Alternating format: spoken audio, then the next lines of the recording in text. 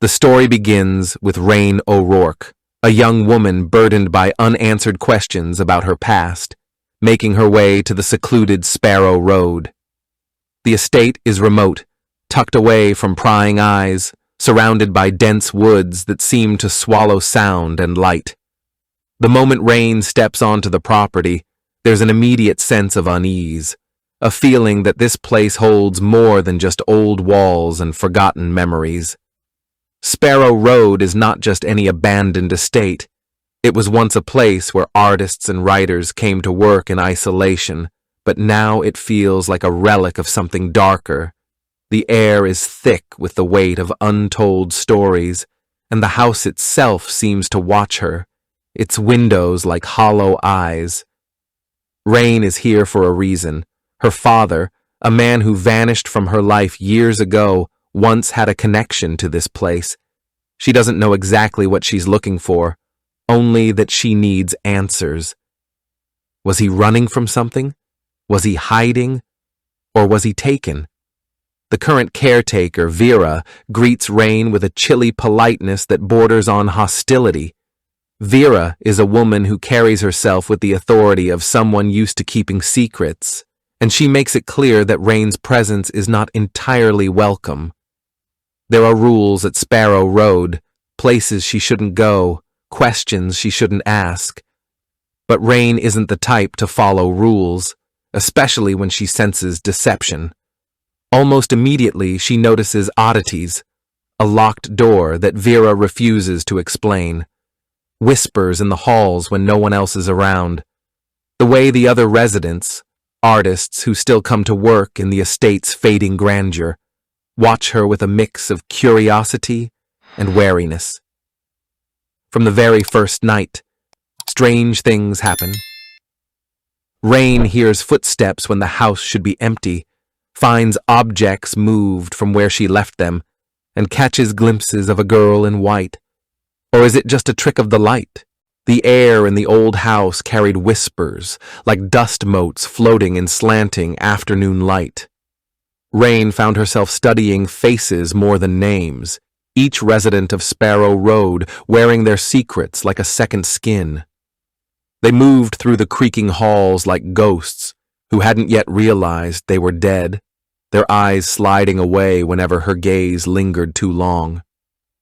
Lorna smelled of turpentine and regret.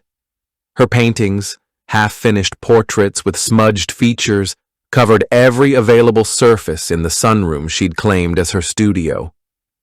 When Rain first stepped inside, the woman's brush had frozen mid-stroke, leaving a dribble of crimson paint to bleed down the canvas like a tear. "You have his mouth," Lorna had said, not looking up. The words hung between them, heavy with things unsaid. Later, Rain would find one of those portraits face down in a closet, the eyes scratched out with something sharp. Diego's guitar wept in the evenings. He played the same mournful melody each night on the back porch, fingers moving as if pulled by invisible strings. "Your father used to listen to this song," he told her one rain-slicked night, cigarette smoke curling around his words. There was something dangerous in the way he watched Vera's windows while he spoke, like a man waiting for a gunshot. Rain noticed how his hands trembled when he thought no one was looking, how he always sat with his back to the wall. Vera moved through Sparrow Road like a shadow given form. Her heels clicked against the hardwood with military precision, each step a warning. She had a way of appearing exactly where she wasn't wanted. At the top of the attic stairs, when Rain's fingers brushed a locked door, in the kitchen doorway, when the old guest book fell open to a certain date. "Curiosity killed more than cats," Vera said once, polishing a silver picture frame with a handkerchief. The glass reflected her smile, all teeth, no warmth. The others drifted through the house like half-remembered dreams, the poet who only wrote in disappearing ink, the sculptor whose clay figures all had their hands covering their faces. They watched Rain from behind half-closed doors, their whispers slithering through the heating vents at night. One morning, she found fresh scratches around the lock of her bedroom door, thin, desperate marks, like someone had tried to get in or out. With each passing day, the house exhaled another secret. A photograph torn in half but kept anyway. A child's hair ribbon pressed between the pages of a ledger. The way everyone fell silent at precisely 3:17 each afternoon, as if waiting for something that never came. Rain began to understand that Sparrow Road wasn't just hiding her father's secrets. It was hungry for new ones. And the residents, these broken, beautiful liars, would do anything to keep their stories buried, even if it meant adding another disappearance to the house's long, sad history. The real question wasn't who knew something, it was who didn't. The deeper rain pressed into Sparrow Road's shadows, the more the house resisted.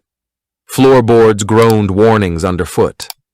Doors that opened easily yesterday stuck fast today, as if the very walls conspired against her search. Yet the past has a way of bleeding through, no matter how many layers of paint and denial try to cover it. It started with the whispers, not the living kind from wary residents, but the ghostly sort that seemed to rise from the floorboards when the house thought she was sleeping. Fragments of a child's laughter where no child had lived for decades. The rasp of a pencil scratching desperate words in some distant, locked room. Rain would wake with her father's name echoing in her ears, though no one had spoken it aloud. The library became her battleground. Its leather-bound books exhaled decades of dust when she disturbed them, their pages brittle as old bones. Between volumes of Keats and Tennyson, she found the gaps, spaces where journals had been removed, their outlines still visible on the shelves like graves in tall grass. One evening, as sunset painted the room in blood-orange light, a loose floorboard yielded its secret. A single, yellowed photograph of a little girl standing where the oak tree now grew in the courtyard. Someone had torn the picture in half, leaving only the child, her hand clutching empty air where another person had once stood. The attic was worse. Vera claimed the space was unsafe, the stairs rotten through, but Rain found the wood solid beneath her testing weight. Up there, beneath the slanting eaves where spiders spun their silent webs, she discovered the remains of a child's bedroom frozen in time. A porcelain doll with its face cracked down the middle sat propped against a pillow, its glass eyes tracking Rain's movements. In the closet, tiny dresses still hung, their fabric disintegrating at the touch. But it was the marks on the inside of the door that stopped her breath. Fingernail scratches, fresh enough that pale wood still showed beneath.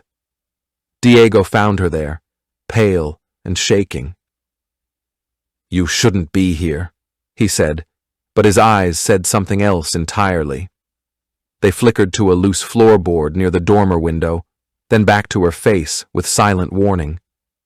Later, when the house slept, she returned to find what he couldn't say aloud. A child's diary, its pages filled with drawings of a tall man who looked like her father, and a woman whose face had been scribbled out with furious black strokes. The last entry, dated the day Eleanor disappeared, contained only 2 words. She knows. Now the whispers came clearer, the way Vera's hand trembled when she lit her evening cigarette, the way Lorna's paintings all avoided certain angles of the house, as if refusing to acknowledge what stood there. The way the other residents fell silent whenever Rain entered a room, their conversations dying mid-sentence. Sparrow Road wasn't just hiding secrets, it was built upon them, each lie a brick in its foundation. And as Rain peeled back layer after layer, she began to understand the terrible truth. Some doors stay locked for a reason. Some ghosts aren't meant to be woken, and her father hadn't been searching for answers when he disappeared. He'd been running from them. The truth came to rain in fragments, like shards of a broken mirror, reflecting distorted pieces of a horror too large to comprehend all at once. Sparrow Road had always been more than just a house. It was a living, breathing crypt, its foundations built on sorrow and its walls papered with lies. It began with the dreams. Rain started waking at 3:17 each morning, the same time the house fell into that eerie daily silence, her skin slick with sweat, the echo of a child's scream still ringing in her ears. The visions came sharper each night, a little girl in a white dress running down the hallway, her small hands slapping against the wallpaper as she cried for someone who never came. The same girl from the torn photograph. The same face that appeared sometimes in the periphery of Rain's vision, only to vanish when she turned her head. The library's hidden compartment gave up its secrets next. Behind a false panel in the mahogany desk, the one Vera always kept locked, Rain found a collection of newspaper clippings yellowed with age. The headlines told a story the house had tried desperately to forget. Local girl vanishes from artist retreat. Search for missing Eleanor Hayes suspended. Suspicion falls on resident artist. The dates placed the disappearance decades ago, but the face staring up from the grainy photographs stopped Rain's heart. Eleanor Hayes had her father's eyes. The attic whispered worse truths. On the night of a violent summer storm, when the wind howled through Sparrow Road's bones like a chorus of the damned, Rain discovered the loose floorboard near the dormer window concealed more than just a child's diary. Beneath it lay a small silver locket, its chain broken as if torn away in struggle. Inside, the portrait of a man who looked too much like her father for coincidence. When she pried open the locket's secret compartment, a lock of auburn hair, the exact shade of her own, spilled into her palm. Downstairs, the grandfather clock struck 3:17, and the house seemed to hold its breath. That's when the walls began to speak. Faint at first, then growing clearer. The sound of a child sobbing behind the wallpaper. The desperate scratch of small fingers trying to claw through plaster. The thud of something heavy being dragged down the hallway below. Rain followed the sounds to the basement door, the one Vera kept bolted with an iron padlock crusted with rust. The metal was cold against her skin, but the doorknob burned with a heat no living thing could generate. Behind her, a floorboard creaked. Vera stood in the shadows, her face a mask of grief and fury. "You were never supposed to come here," she whispered, but her voice carried the weight of decades. "He promised he'd taken you far enough away." In that moment, the final piece clicked into place. The reason her father had fled Sparrow Road. The reason Vera watched her with such terrible longing. The reason Eleanor's ghost couldn't rest. Sparrow Road hadn't just witnessed a disappearance. It had created one. And the blood in its soil called out to the blood in Rain's veins, binding her to a truth more horrifying than any ghost. She wasn't searching for her father's past. She was walking in his footsteps. And the house had been waiting for her return. The truth came not in a sudden revelation, but in slow, sickening waves, each more terrible than the last. It began with the smell of oil paints lingering in the East Wing bedroom, though no artist had worked there in years. Rain would catch the scent late at night, thick and cloying, like memory made tangible. One rain-slicked evening, she followed it to a closet door that hadn't been there the day before, or perhaps she'd simply refused to see it until now. Inside, stacked against water-stained walls, were dozens of canvases wrapped in muslin, their surfaces still slightly tacky after all this time. Her father's work. The paintings showed a progression that made Rain's hands tremble as she uncovered them. Early landscapes gave way to portraits, always the same subjects. Vera standing stiff-backed in the garden, Diego with his guitar in the golden hour light, Lorna caught mid-laugh with paint in her hair. Then came the changes. The colors grew darker, the brushstrokes more frantic. Vera's face began to distort across multiple canvases, her features elongating unnaturally. Diego's hands became claw-like, fingers too long. Lorna's smile turned sharp enough to cut. And then, the child. Eleanor appeared first as a blur at the edges of compositions, then gradually took center frame. In the final paintings, she was the only subject, her wide eyes seeming to follow Rain no matter where she stood. Beneath one particularly haunting portrait, scrawled in her father's unmistakable hand, "She shows me the bones in the walls." The attic floorboard yielded its final secret that same night, a leather-bound journal warped by time and what might have been tears. Her father's entries started as mundane observations about light and composition, then spiraled into something else entirely. "Vera says I'm imagining the crying, but I hear it in the walls. Diego won't meet my eyes anymore." Lorna tried to burn the East Wing canvases, says I'm letting it in when I paint, but it's already here. Eleanor whispers to me at 3:17. She says they didn't mean to kill her, that it was an accident. But accidents don't leave marks like the ones I saw in the basement. The final entry, dated the day before her father disappeared. They know I've seen. Vera has the keys, Lorna has the matches. Diego won't help me now. If you're reading this, my darling girl, run. It wants blood to stay quiet, and it's so very hungry. The sentence ended mid-word, the page torn as if snatched from his hands. Downstairs, the grandfather clock began to chime 3:17. The house drew breath around her, and in the dust-covered mirror across the attic, Rain saw the reflection of a man standing behind her, his face gaunt, his eyes wild with recognition, before it dissolved like smoke. Her father had never left Sparrow Road. Not really. And now neither could she. The walls were breathing now. Rain could feel it as she pressed her palms against the peeling wallpaper. A slow, rhythmic expansion and contraction like a sleeping beast. Sparrow Road had awakened fully, and with each passing minute, the barrier between past and present grew thinner. The basement door swung open on its own that final night, the padlock crumbling to rust dust in her hands. The stairs groaned under her weight as she descended into air so thick it felt like wading through oil. The single bare bulb flickered to life, revealing what Vera and the others had worked so hard to conceal. Beneath layers of whitewash, the stone walls bore the evidence of a child's frantic last moments.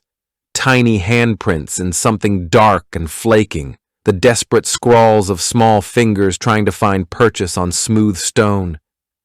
And in the far corner, partially concealed behind stacks of rotting canvases, a space just large enough for a little girl to curl up and hide.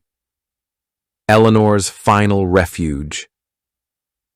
The truth came then not in words, but in visions that slammed into Rain like physical blows. Her father, younger than she'd ever known him, discovering the secret under the house. Vera's shaking hands clutching a wine glass, whispering, "It was just an accident," to the others. Lorna, burning sheets in the dead of night. Diego digging beneath the old oak tree at 3:17 a.m., his face streaked with tears. And Eleanor, always Eleanor, her small voice cutting through the years, "They forgot about me, but you remember, don't you?" The final piece revealed itself in the foundation stones. As Rain ran her fingers along the mortar, chunks crumbled away to reveal strands of auburn hair mixed with the lime, the same shade as the lock from the locket, the same as her own. Protection magic, binding spells, a way to keep the dead silent, and the living ignorant. Her father hadn't just uncovered the truth.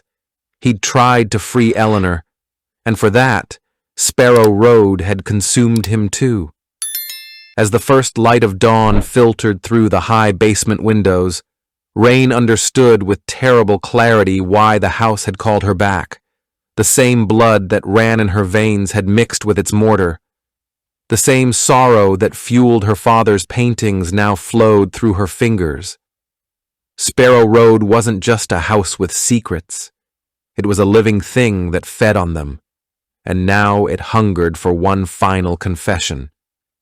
The choice loomed before her, to flee like her father had tried to do, or to give Eleanor what she'd been denied for decades. A voice, a name, justice. The walls exhaled around her as Rain made her decision. Somewhere above, a door slammed shut. The house had its answer, and so did she. The dawn that broke over Sparrow Road did not bring light, not truly. It came instead as a slow graying of the world, as if the house itself resisted the sun's intrusion. Rain stood at the edge of the oak tree's shadow, her fingers curled around Eleanor's locket, the metal now warm with something other than sunlight. She had made her choice in the breathless dark of the basement, the same choice her father had failed to see through. Vera found her there as the first birds began their hollow songs. The woman's carefully constructed facade had crumbled.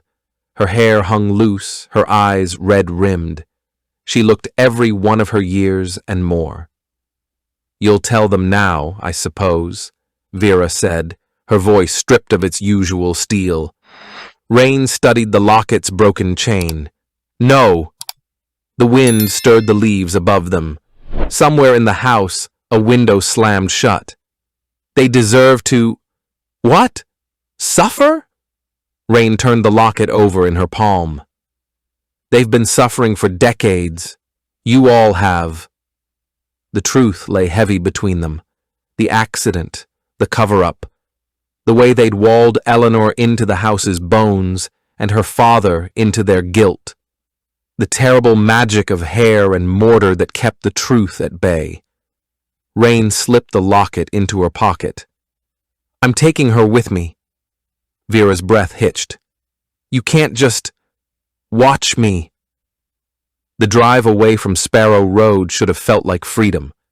But as the house dwindled in her rearview mirror, Rain felt the weight of the locket against her thigh and knew this wasn't an ending. Some doors, once opened, cannot be closed. Some ghosts refuse to stay buried. And as she turned onto the highway, the radio static resolved momentarily into the faint sound of a child's laughter, just before the first raindrops hit her windshield. The storm was coming, and this time it would follow her. Thanks for watching. If you enjoyed this video, hit that like button, subscribe, and ring the bell for more. Let me know your thoughts in the comments. I'd love to hear from you. See you in the next one. Bye for now.